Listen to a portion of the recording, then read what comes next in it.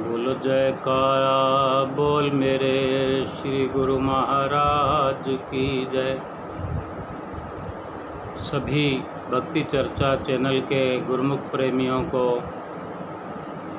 प्रेम भरी जय सच्चिदानंद।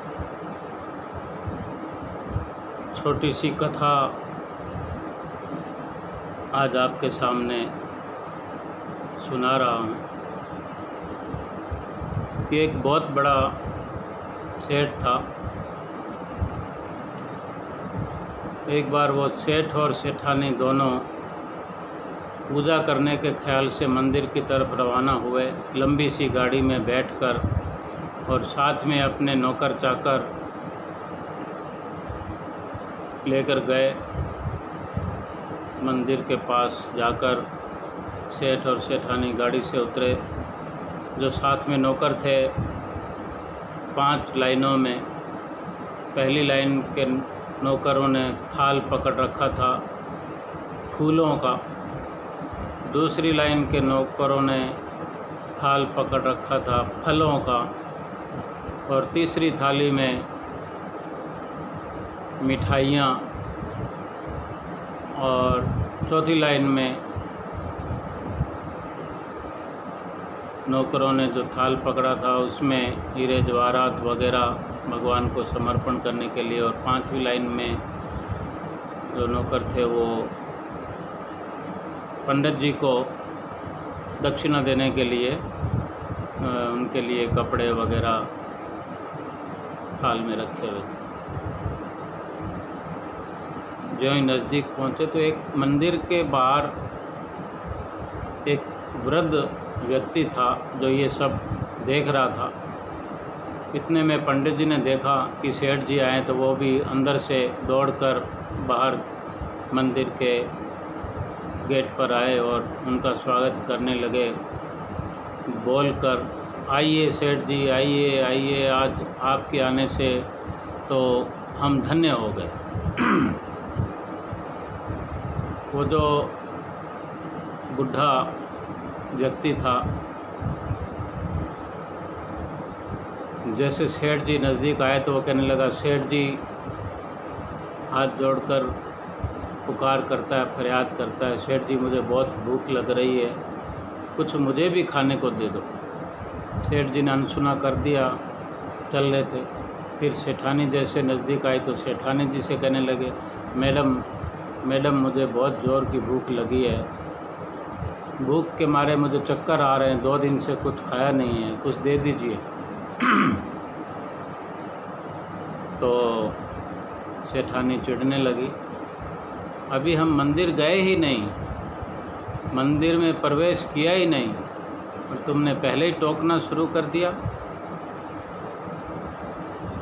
मंदिर जाने का मुहूर्त ख़राब कर दिया तुमने, मूड ख़राब कर दिया। सेठ जी भी उसके साथ होकर कहने लगे, इनका यही काम होता है, कितने भाव से और कितने आदर सत्कार से मंदिर में प्रवेश करने वाले थे, तुमने सारा मूड ख़राब कर दिया। तो पंडित जी कहने लगे, सेठ जी इतना क्रोध मत कीजिए, बेचारा पागल है, बुढ़ा है, आप चलिए अंदर, मैं इसको समझाता हूँ। तो सेठ जी ने अपने नौकरों से कहा, चलो ये जो थाल हैं, सामग्री है, ये अंदर एक जगह रख दो, पहले मंदिर में पूजा अर्चना करेंगे, फिर बाद में ये भगवान को समर्पित करेंगे सामग्री। तो सेठ और सेठानी अंदर चले गए। तो पंडित जी ने उस बूढ़े बाबा को नज़दीक जाकर कहा, तुम उस कोने में चले जाओ, कोने में बैठ जाओ आराम से, जैसे ये पूजा समाप्त होगी ये लोग चले जाएंगे, मैं उसके बाद तुम्हें खाने पीने के लिए ला कर दे दूँ। वो बेचारा बाबा एक कोने में जाके दुबक के बैठ गया। जब पंडित जी ने पूजा की थाली सेठ जी को दी तो वो आरती करने के लिए थाली हाथ में पकड़ी तो थाली धड़ाम से नीचे गिर गई, सब कुछ बिखर गया। सब हैरान हो गए कि ये क्या हो गया। फिर दूसरी थाली दी, वो भी नीचे गिर गई और ऐसे लगा जैसे धरती हिलने लगी, भूकंप आ गया हो। तो सेठ जी जैसे नीचे झुककर उठाने लगे कुछ, तो सेठ जी उठा नहीं पाए। देखा कि उनके हाथ टेढ़े मेढ़े हो रहे हैं, जैसे कोई लकवा मार गया हो। इतने में देखते ही देखते ये सब हो गया। सेठानी जो थी वो रोने लगी ज़ोर ज़ोर से कि ये क्या हो गया। उसको याद आया कि उस बूढ़े व्यक्ति ने ही ये सब काम खराब किया है, अब शुकनी की है, अब शुकन हो गया कि उससे नाराज़ होकर ही भगवान ने हम पर ये दिखाया है।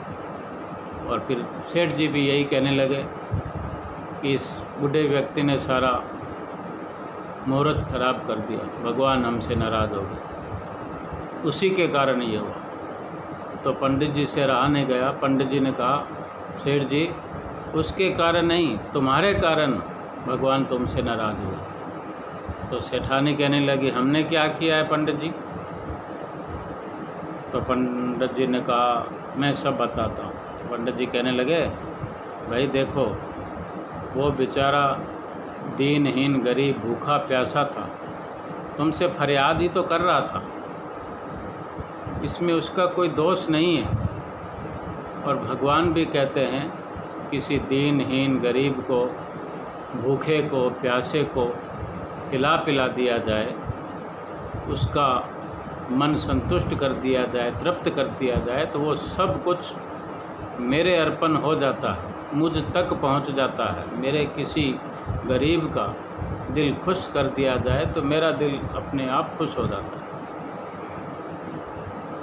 पंडित जी ने जो ये सब कहा तो सेठ जी ने क्षमा मांगी। ये छोटी सी कहानी है, उदाहरण है। हमको ये समझना है कि हम भगवान के पास जब भी जाएं, ये मान ना करें कि हमने ये चढ़ाना है, ये करना है, हम भगवान के लिए ये कर रहे हैं, ये कर देंगे, या ये कर रहे हैं, या ये किया हमने। भगवान को कुछ नहीं चाहिए। भगवान केवल भाव के भूखे होते हैं। अगर हम किसी को कुछ खिला नहीं सकते, दिल खुश नहीं कर सकते, तो दिल दुखाएं नहीं किसी को। हम किसी के लिए अच्छा नहीं कर सकते तो बुरा ना करें। भगवान को प्रसन्न करने के लिए मात्र अपनी चित्तवृत्तियाँ भगवान के चरणों में जोड़ दें, उनसे प्यार करें, उनसे प्रेम करें। भगवान ने जो हमें रास्ता दिखाया है नाम जपने का, जो हमें हिदायत की है, जो उपदेश देते हैं, उस पर अमल करें। हम कथा कीर्तन में जाते हैं, सुनते हैं, सुनाते हैं, अगर उस पर अमल कर लें तो भगवान तो वैसे ही खुश है। और फिर भगवान को हम दे क्या सकते हैं? हमारे पास क्या है? हम तो खुद मांगते रहते हैं। हम अमीर हो जाएं, सोने चांदी के जेवर, हीरे जवाहरात अगर भगवान को चढ़ाएंगे तो भगवान उन चीज़ों का क्या करेंगे? वो तो देते हैं हमें, वो लेते नहीं हैं। हमारे अंदर उनसे लेने का भाव बना रहे, लेकिन अगर देना चाहते हैं तो अपना मन उनको सौंप दें, अपना अहंकार उनको सौंप दें, अपनी अमीरी उनको सौंप दें, उनसे गरीबी मांगे, नम्रता मांगे, प्रेम मांगे, भक्ति मांगे। जैसे संत सत्पुरुषों की वाणियों में वर्णन आता है कि भक्ति दान मोह दीजिए गुरुदेवन के देव, और नहीं कछु चाहिए निस दिन तुम्हारी सेव।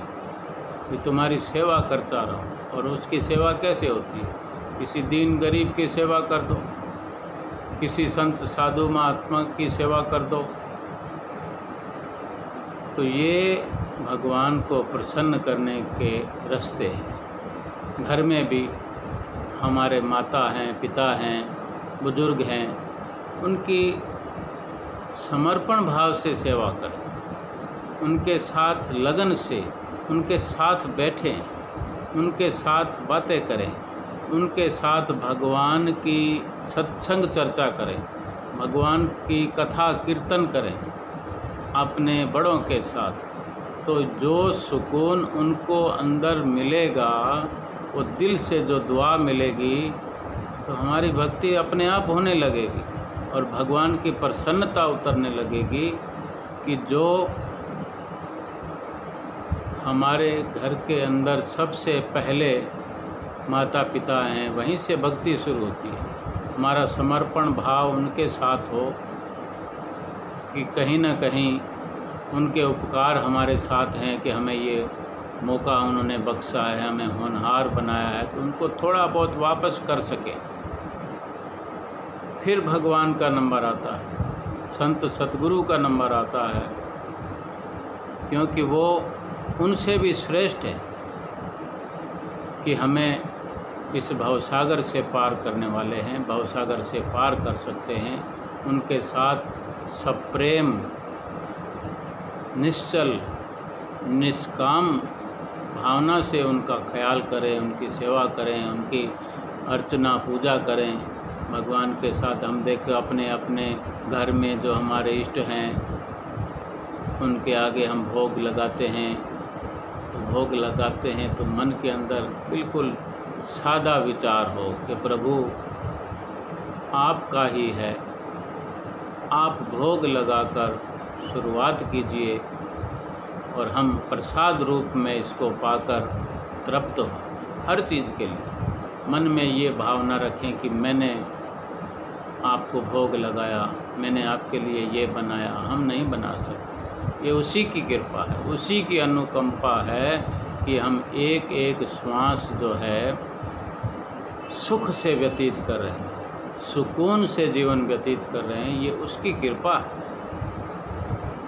तो आज का बस इतना ही है। भगवान के साथ हमारा हर वक़्त हर पल ये विचार चलता रहे, जो भी पल बीतें वो इसी तरह बीतें, सब काम धंधे दुनिया के करते रहें और मन में चित्त में भगवान का नाम चलता रहे। कहते ना, कर से कर्म करो विधि नाना, मन में राखो कृपा निधाना। मन में उसकी कृपा बनी रहेगी, उससे प्रीत लगी रहेगी अगर हर वक़्त उससे रूबरू होते रहेंगे, उसका ख्याल बना रहना चाहिए। बोलिए जयकारा बोल मेरे श्री गुरु महाराज। जय सच्चिदानंद।